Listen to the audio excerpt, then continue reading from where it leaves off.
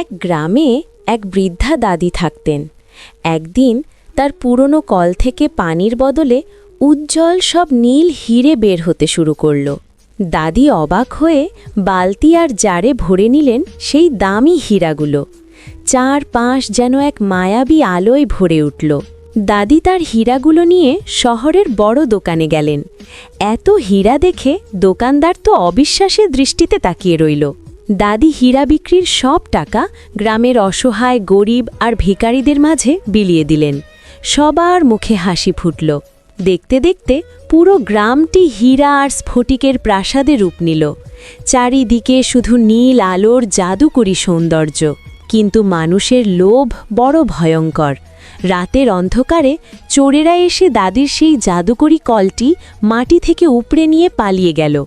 সকালে কলটি না পেয়ে দাদি অঝরে কাঁদতে লাগলেন। মানুষের লোভ এক নিমেষেই সব জাদুকরী সুখ কেড়ে নিল। ভিডিওটি ভালো লাগলে লাইক, কমেন্ট আর বুড়ো দাদিকে ভালো লাগলে চ্যানেলটি সাবস্ক্রাইব করে সাথে থাকবেন। ধন্যবাদ।